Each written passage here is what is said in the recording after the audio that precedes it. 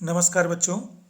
कक्षा 9वीं हिंदी की क्षितिज पुस्तक के हम पद्य की दूसरे कवि ललतयत की आज वाक कविताओं को पढ़ेंगे। हम पहले लेखक परिचय को थोड़ा जान लेते हैं। हालांकि लेखक परिचय आता नहीं है, पर इससे आपको बहुत कुछ जानकारी मिलेगी। मुख्य मुख्य पंक्तियों को मैंने पीले कलर से बोल्ड कर दिया है। आप उनको पॉइंट्स के रूप में अपनी कॉपी में लिख सकते हैं। कश्मीरी भाषा की लोकप्रिय संत कवयित्री ललतयत का जन्म सन 1320 के लगभग कश्मीर स्थित पामपोर के सिमपुरा गांव में हुआ था। ये कश्मीरी भाषा की लोकप्रिय संत हैं और कवि भी हैं। जैसे हमारे यहाँ तुलसीदास, मीरा, कबीर, तो सूरदास को माना जाता है, वैसे ही इनको कश्मीर में माना जाता है। और इनका जन्म वहाँ पामपोर के पास सिमपुरा गांव है। पामपोर आप जानते होंगे। पामपोर में केसर पैदा होता है, जो कि कश्मीर से 3 किलोमीटर पहले है, श्रीनगर से। और यहाँ पर यह माना जाता है कि पूरे भारत का लगभग 90% केसर यहीं पैदा होता है। उनके जीवन के बारे में प्रामाणिक जानकारी नहीं मिलती। ललतयत को लल्लेश्वरी, लला, लल योगेश्वरी, लला रिफा आदि नामों से भी जाना जाता है। उनके ये और नाम भी हैं। उनका देहांत सन 1391 के आसपास माना जाता है, अर्थात लगभग वो 70-71 साल रही। ललतयत की काव्य शैली को वाक कहा जाता है। पाठ का नाम है वाक। अब वाक क्या है? ललतयत की एक कश्मीरी शैली है। जैसे हमारे यहाँ दोहा प्रचलित हैं, चौपाई प्रचलित हैं, वैसे ही कश्मीर में एक छंद है वाक। तो ये छंद का नाम है। जिस तरह हिंदी में कबीर के दोहे, मीरा के पद, तुलसी की चौपाई और रस खान के सवैये प्रसिद्ध हैं, उसी तरह ललतयत के वाक प्रसिद्ध हैं। अपने वाकों के जरिए उन्होंने जाति और धर्म की संकीर्णताओं से ऊपर उठकर भक्ति के ऐसे रास्ते पर चलने का जोर दिया जिसका जुड़ाव जीवन से हो। ये भक्त थी। उन्होंने धार्मिक आडंबरों का विरोध किया और प्रेम को सबसे बड़ा मूल्य बताया। मूल्य मतलब एसेट्स। हमारे पास सबसे बड़ी संपत्ति करें प्रेम होता है। लोक जीवन के तत्वों से प्रेरित ललतयत की रचनाओं में तत्कालीन पंडिताऊ भाषा, संस्कृत और दरबार के बोझ से दबी फारसी के स्थान पर जनता की सरल भाषा का प्रयोग हुआ है। उस समय पंडिताऊ संस्कृत भाषा का या फारसी भाषा का ज़्यादा प्रयोग होता था, पर उन्होंने सरल भाषा का प्रयोग किया है। यही कारण है कि ललतयत की रचनाएं सैकड़ों सालों से कश्मीरी जनता की स्मृति और वाणी में आज भी जीवित हैं। वे आधुनिक कश्मीर भाषा का प्रमुख स्तंभ मानी जाती हैं, मतलब प्रमुख हस्ताक्षर मानती हैं, आधार मानी जाती हैं। अब ये पाठ प्रवेश है। विद्यार्थियों को भक्तिकाल की व्यापक जन चेतना और उसके अखिल भारतीय स्वरूप से परिचित कराने के उद्देश्य से यहाँ ललतयत के 4 वाकों का हिंदी अनुवाद प्रस्तुत किया जा रहा है। ये इन्होंने चारों वाक कश्मीरी में लिखे थे। उस कश्मीरी में लिखे गए वाकों का एक हिंदी में अनुवाद है। पहले वाक में ललतयत ने ईश्वर प्राप्ति के लिए किए जाने वाले अपने प्रयासों की व्यर्थता की चर्चा की है। अर्थात वो ये कह रही है पहले में कि भगवान को पाने के लिए मैंने जो जो भी कोशिशें की वो बेकार हैं, अर्थात वो सही नहीं है। दूसरे में बाह्य आडंबरों का विरोध करते हुए यह कहा गया है कि अंतःकरण से संभावी होने पर ही मनुष्य की चेतना व्यापक हो सकती है, अर्थात इस माया जाल में कम से कम लिप्त होना चाहिए। तीसरे में कवियत्री के आत्मालोचन की अभिव्यक्ति है। आत्मालोचन में खुद का चिंतन। वे अनुभव करती हैं कि भवसागर से पार जाने के लिए सत्कर्मी सहायक हैं, अर्थात दुनिया को अगर पार करना है तो अच्छे कर्म ही हमारे हेल्पफुल होते हैं। भेदभाव का विरोध और ईश्वर की सर्वव्यापकता का बोध चौथी वाक में है। ललतयत ने आत्मज्ञान को ही सच्चा ज्ञान माना है और प्रस्तुत वाकों का अनुवाद मीराकांत ने किया है। ये ध्यान दें, कश्मीरी में लिखे गए वाकों का हिंदी में अनुवाद मीराकांत ने किया है। अब इसमें 4 वाक हैं, लेकिन मैं 2 ही आज की वीडियो में पढ़ाऊँगा। हालांकि आपको थोड़ा दिखने में ये छोटे लग रहे हैं, पर थोड़े ये धार्मिक हैं, आध्यात्मिक हैं, हल्का सा प्रतीकात्मक अर्थ हैं, इसलिए मैं आपको केवल 2 ही पढ़ा रहा हूँ ताकि ज़्यादा कठिनाई ना हो। वाक आप समझ गए क्या है? वाक एक कश्मीरी छंद है जो कि 4 पंक्तियों में होता है और जिसको हम गा सकते हैं। तो एक बार अभ्यास करें। भाषा साधारण है। बोली, रस्सी कच्चे धागे की खींच रही मैं नाव, जाने कब सुन मेरी पुकार, करें देव भव सागर पार। पानी टपके कच्चे सकोरे, व्यर्थ प्रयास हो रहे मेरे, जी में उठती रह रहे हुक, घर जाने की चाह है घेरे। अब वो कह रहे हैं कि रस्सी कच्चे धागे की खींच रही मैं नाव। कहते मेरे पास एक नाव है और मैं उसको कच्चे धागे की रस्सी से खींच रही हूँ। अब आप ये बताइए, अगर आप नाव को कच्चे धागे की रस्सी से खींचोगे तो क्या नाव खींच पाएगी? नहीं, ये कोशिश बेकार जाएगी। तो ऐसी वो ये कह रही हैं कि रस्सी मतलब इस दुनिया के जो भी साधन हैं भगवान को प्राप्त करने के लिए या इस जीवन को सुधारने के लिए, नाव का मतलब मानव जीवन।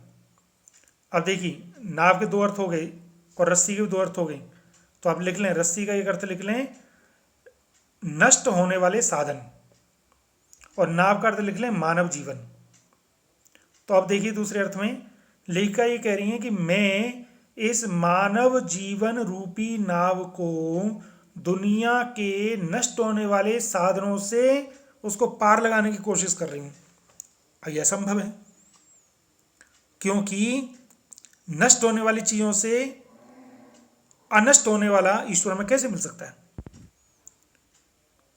जाने कब सुन मेरी पुकार। अब पता नहीं वो भगवान मेरी पुकार कब सुनेंगे। करें देव भवसागर पार, और इस भवसागर को पार कराएंगे। भवसागर मतलब दुनिया रूपी सागर। जैसे सागर को पार करना बड़ा मुश्किल होता है, वैसे ही इस जिंदगी को भी एक भवसागर कहते हैं, अर्थात इसको पार करना भी बड़ा मुश्किल होता है। तो यहाँ पर लेखिका ये कह रही हैं कि हे भगवान, मैं इस जीवन को सुधारने के लिए, आपको पाने के लिए जो इस दुनिया के पास साधन हैं उनसे जो मैं कोशिश कर रही हूँ वो बेकार है, इसलिए आप मेरी पुकार सुने और मुझे इस दुनिया से पार करा दें।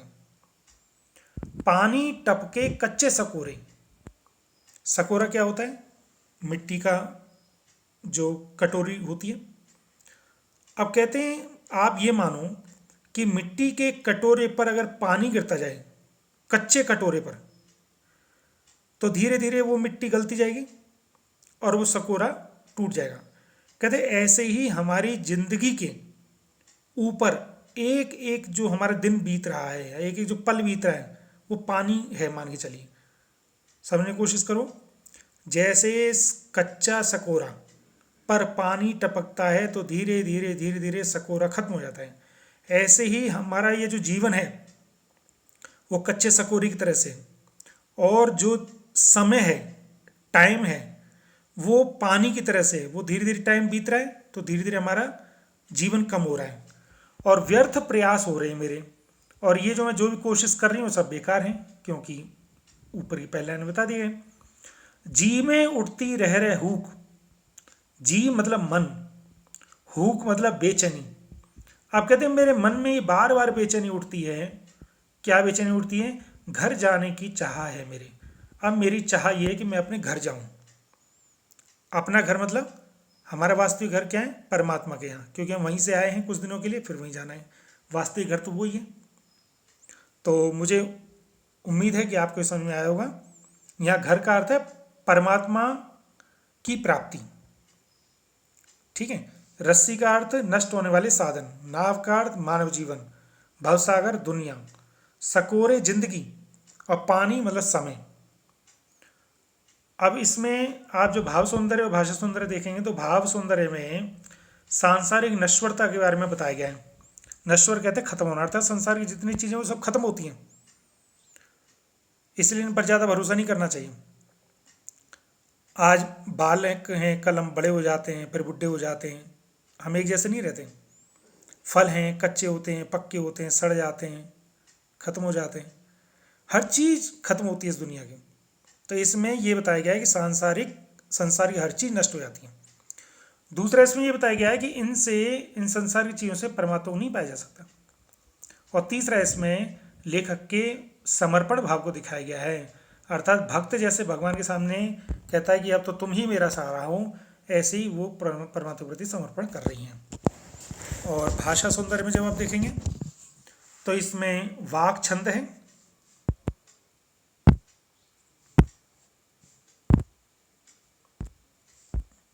इसमें वाक छंद है। वाक क्या होता है? कश्मीरी का छंद है ये।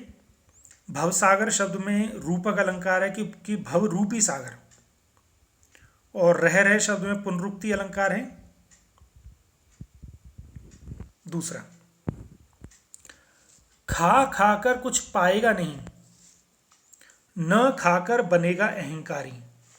अब देखिए, आपको बड़े आसान लग रहा है लेकिन थोड़ा सा कठिन है ये।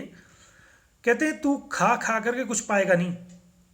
अब यहाँ खाने का मतलब चीज़ों को खाना नहीं है। हमारी जो इंद्रियां हैं उनका उपभोग करना खाना है यहाँ। तो आप लिखिए, खाने का अर्थ क्या लिखोगे?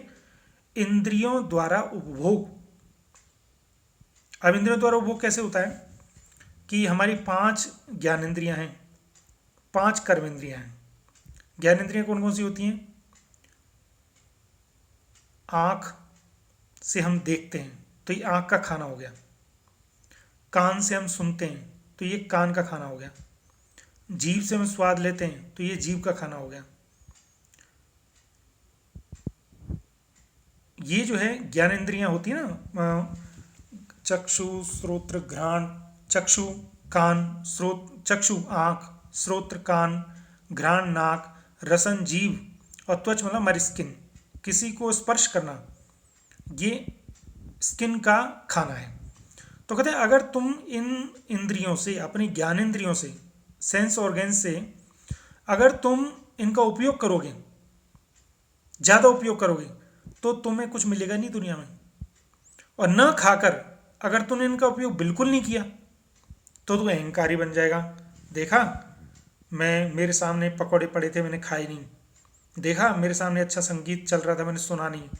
देखा, मेरे सामने अच्छा डांस चल रहा था, मैं देखा नहीं। मेरा दोस्त खड़ा था, मैंने उसे गले से मिला नहीं। तो अगर तुम इन इंद्रियों का उपयोग करोगे तो तुम्हें परमात्मा नहीं मिल सकता। और अगर तुम बिल्कुल नहीं करोगे तो तुम अहंकारी हो जाओगे, तो भी दिक्कत है। तो कहते हैं सम खा, इसलिए रास्ता क्या है? समान खाओ। समान खाने का मतलब कि जितना जरूरत है उतना खाओ। अर्थात आँखों से अच्छी चीज़ें देखो, कानों से अच्छी चीज़ें सुनो, मुंह से अच्छी चीज़ें खाओ, नाक से अच्छी चीज़ें सूंघो, अच्छे लोगों से मिलो। सम खा, सम मतलब समान इनका उपयोग करो, तभी तुम समभावी हो पाओगे। और खुलेगी सांकल बंद द्वार की, और बंद दरवाजे की कुंडी खुल जाएगी। बंद दरवाजा मतलब जो हमारे और परमात्मा के पास जाने के लिए जो रास्ता है वो बंद दरवाजा खुल जाएगा। तो थोड़ा सा आपको समझ में आया होगा। यहाँ पर बाह्य आडंबर का विरोध किया गया है और समभाव है। अब देखो, ये योग की परिभाषा है। असल में योग में क्या है? योग में है कि योगस्थ कुरु कर्माणि संगम त्यक्त्वा धनंजय सिद्ध्य सिद्ध्य स्वनुभूत्वा समत्वम योग उच्यते। योग क्या है? समत्व। न ज़्यादा खाना न कम खाना, न ज़्यादा सोना न कम सोना, तो ये सम है। न इंद्रियों को ज़्यादा उपयोग करना न बिल्कुल नहीं करना, तो ये सम है। युक्त आहार विहार से युक्त चेष्ट से कर्मसु युक्त स्वप्नावबोध से योगो भवति दुःखः। तो समत्व ही योग है। तो मुझे उम्मीद है आपको समझ में आ गया। खाना का मतलब इंद्रियों का द्वारा उपयोग, और न खाना मतलब इंद्रियों द्वारा उपयोग नहीं। इसमें ईश्वर प्राप्ति का ये मार्ग लेखकार ने सुझाया है। तो इसमें भाव सौंदर्य में बाह्य आडंबर का विरोध है, ईश्वर प्राप्ति के लिए रास्ता सुझाया गया है, समभावी के लिए कहा गया है। और भाषा सौंदर्य में वाक छंद है,